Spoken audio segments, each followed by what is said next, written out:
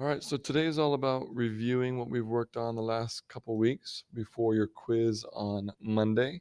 So, want to practice some review problems. The first thing we're going to practice is evaluating a function. And remember, when we talked about evaluating a function, we have actually two examples here. We have this is our function f of x, and then we have the function g of x as well. And they're two different functions, but when you evaluate, we follow the same process. So to kind of just remind you a little bit, I'll remind you over here. I kind of want to create a separation and remind you that there is no math over here. That's the way I taught it to you. And I'm going to remind you that there's no math over there on the left-hand side. All the math happens on the right-hand side of the equation. So let's take a look and let's practice a couple of these jumping in. So this first one says f of negative 4. And so if we're going to evaluate f of negative 4, you can notice that what we're doing is we're replacing the x. That x is now a negative 4. So what we have to do is we have to plug that negative 4 anywhere we see an x. In this case, there's only one x in our function. So the way I like to write it is I like to say f of negative 4 equals, and I just like to write out the equation first with an empty space there for the x. So instead of plugging in the number just yet, I'm going to just leave it blank. So now we remind ourselves that the number that's here, aka the number that's here, is the number that goes in or is plugged into those parentheses. So we're going to take that negative 4 and we're going to plug it in. So let's write a negative 4 right there. So now that we've done that, now that we've plugged in our negative 4, now we can use PEMDAS. Multiplication first. So that gives me negative, positive 12. Remember, a negative number times a negative number. It's only for multiplication and division. Negative times a negative is positive. So the plus 9 is still there. So if we add 12 plus 9, that gives us 21. So there you are. F of negative 4 is 21. Write that off to the side there. F of negative 4. All right, so let's practice that some more. If you do that same thing for g of 3, we're going to do the same thing, except this time our function is 2x squared minus 6. We're using the g function since it's g of 3. So 2 parentheses squared, because our x is being squared, right? So our x is being squared, so we've got to do 2 parentheses squared minus the 6. So now we can go ahead and say, okay, what are we plugging in? We are plugging in the number 3. All right. So we plug that 3 in. Now here's where you got to be very careful. If you're not paying attention, a lot of you are going to go, oh, 2 times 3 gives me 6. But that's not what you're supposed to do. That's going to make all of us very, very sad. Okay. Do not multiply first here. The only reason we were allowed to multiply first up here and get positive 12 was because there wasn't an exponent. There wasn't any exponent up here to take care of first. So we can't multiply the 2 and the 3 first. We have to take care of our exponent. So let's go ahead and get rid of that. We can't multiply the 2 and the 3. We've got to take care of our exponent before we do anything else. So the 2 is still there. So I'm going to go ahead and rewrite it. So the 2 is still there, but now it's 2 times 3 to the second power. 3 to the second power gives us 9. So it's 2 times 3 to the second power, which is 9. And then the minus 6 is still there as well. So now we can multiply that. Now that we can multiply, because we took care of the exponent, that gives me 2 times 9 is 18. 18 minus 6 gives me 12. So there you go. G of 3 equals 12.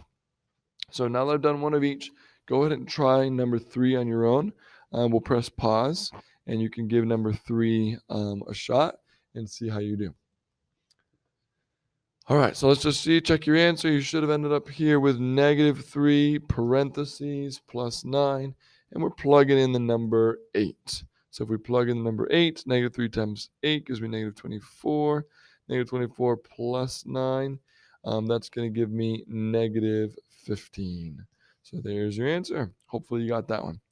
So keep going down to the bottom half of your paper. Now we're going to practice and go back to remembering how to solve for x when you have an equation with lots of different terms and pieces there. So what I taught you a couple days ago was what we called DCMAD. The D stood for distribute. We're going to start by distributing. So the only thing we can distribute in this example is that -2. So go ahead and do that with me. Negative 2x minus 10, since it's -2 times 5, gives me -10. And then the minus 3 is still there. The 5x plus 1 is still there too. So that was D for distribute. Now it's C, combine like terms. But remember, when we're combining like terms, we only look on each side of the equation separately. So on the right-hand side of the equation, there really isn't anything to combine over here. But we do have some like terms over here. We have the -10 and the -3. So if we combine like terms, we're left with -2x minus 13, because -10 and -3 combine to -13. And then we have 5x plus 1. So now you notice that you have an x term on both sides, and you have what we call a constant on both sides as well. So you just need to decide which direction you're moving the x and which direction you're moving the constant. They shouldn't both be going the same direction. They should be going opposite directions of each other. So I'm going to move the x's first, and I'm just going to make a choice to move the x's to the right-hand side. So I'm going to do the opposite of the subtraction, addition, and I do that to the x term here as well. Okay, so that cancels out, and I'm now left with -13 equals 7x plus 1. And now, obviously, the only one that needs to move is the +1. So let's cancel that by subtracting. So we subtract 1, and that gives us -14.